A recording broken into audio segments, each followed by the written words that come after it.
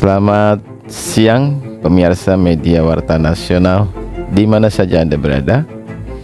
Dunia pendidikan kita kembali kisruh, khususnya di Jawa Barat.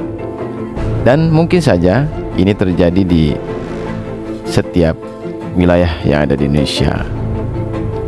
Pemicunya adalah PPDB dengan sistem zonasi dan afirmasi.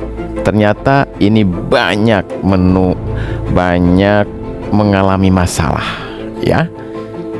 Masalahnya adalah ketika orang tua mendaftarkan anaknya untuk di sekolah tertentu dan ternyata berdasarkan perhitungan zonasi yang jaraknya harus 300 meter, 500 meter sampai 1 kilometer, ini tidak masuk dalam zonasi tersebut, sehingga orang tua menjadi kebingungan. Sedangkan si anak biasanya, aku mau sekolah di sekolah A, SMA negeri A, SMP negeri A, itu biasa. Dan ini terjadi, ya, di mana ada 72 orang anak yang tidak tertampung di sekolah SMA negeri 1 Tambun Utara, Bekasi, Jawa Barat.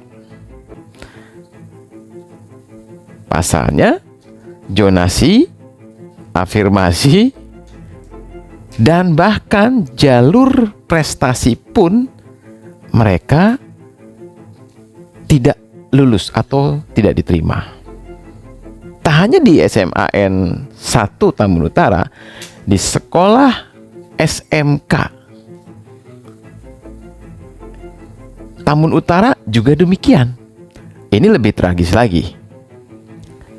Ada yang sudah mendaftar di online dan diterima, kemudian pada saat verifikasi di sekolah dinyatakan bahwa anak ini tidak diterima di sekolah SMK 1 Tambun Utara. Ini adalah masalah-masalah yang real terjadi di masyarakat Jawa Barat. Atas temuan-temuan itulah para aktivis pendidikan Jawa Barat hari ini berkumpul di Dinas Pendidikan Provinsi Jawa Barat dan memprotes terkait sistem zonasi dan afirmasi. Karena para aktivis pendidikan menilai bahwa jika ini dibiarkan akan banyak masalah yang timbul di kemudian hari, seperti yang hari ini terjadi di SMAN 1 Tambun Utara. Warga yang orang tua murid atau orang tua calon murid yang 72 orang tadi melakukan demo tak tanggung-tanggung. Pagar gembok pagar SMAN 1 Tambun Utara ini digembok.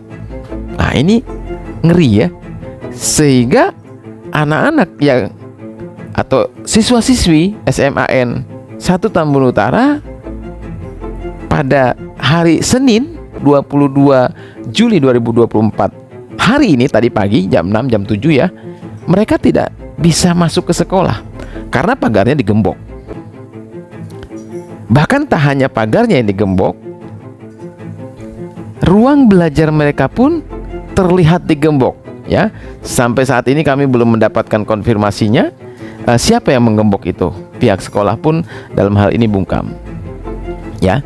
Hasil kami tadi wawancara dengan Kepala Sekolah SMAN Tambun Utara Bekasi, Bapak Yusuf, mengatakan bahwa sebenarnya ini hanyalah masalah miskomunikasi saja. Karena kami sebenarnya tidak menolak siswa-siswi yang ingin bersekolah di sini, hanya karena keterbatasan ruang belajar. dan peraturan dari dari Kementerian Pendidikan bahwa tidak boleh dilakukan penambahan ruang belajar. Nah, ini juga menjadi sumber masalah ya. Kepada Bapak Menteri Pendidikan, seharusnya Anda tidak memberikan atau tidak mengeluarkan kebijakan peraturan yang sekiranya membuat kisruh dunia pendidikan di Indonesia. Bagaimana Anda bisa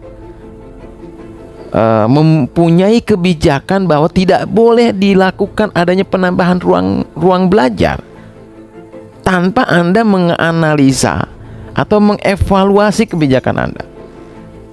Yang hari ini akibat Anda mempunyai kebijakan seperti itu, maka banyak anak-anak bangsa yang hari ini belum bisa bersekolah karena kepala dinas, kepala sekolah takut diberikan sanksi yang sanksinya tidak main-main ya. Jika kepala sekolah membuka ruang belajar atau menambah ruang belajar, maka sanksinya adalah 1, Dapodik tidak akan keluar. Sama saja. Itu namanya tidak diakui ya. Jadi seluruh siswa-siswi di sekolah tersebut tidak akan tercantum di dalam Dapodik. Wah, ngeri ya. Kemudian dana BOS juga tidak akan diberikan kepada seluruh siswa dan siswi di sekolah tersebut. Ini apa-apaan ini? Kebijakan apa? Peraturan macam apa ini? Ya, mengapa mengeluarkan sebuah kebijakan dan peraturan yang menyulitkan masyarakat? Dan perlu Anda ketahui Pak Menteri ya, bahwa dengan peraturan zonasi, afirmasi yang hari ini diberlakukan dalam sistem PPDB di seluruh Indonesia, itu telah membuat generasi bangsa kesulitan untuk bersekolah. Maka pantas jika Anda selaku Menteri Pendidikan itu meninjau kembali sistem PPDB yang hari ini diberlakukan dan kebijakan Anda yang melarang sekolah, kepala dinas untuk menambah ruang belajar. Berikut liputan kami pada hari ini Senin 22 Juli 2024. Saya bersikukuh untuk bersekolah di SMA negeri. Itu salah satu motivasi terbesar sampai bilang ya saya mau jadi ketua OSIS. Oke, saya tempuh secara prosedur. Pertama dengan zonasi karena saya di Satria Muka mungkin masih masuk Pak. Kedua nggak masuk saya zonasi. Saya tempuh lagi dengan cara yang kedua, prestasi karena alhamdulillah rankingnya ranking 2. Ternyata tidak masuk juga. Akhirnya saya ke pihak desa. Bagaimana pertanggungjawaban saya gitu ya, yang pengen bersekolah di SMA negeri ini sampai tidak bisa masuk.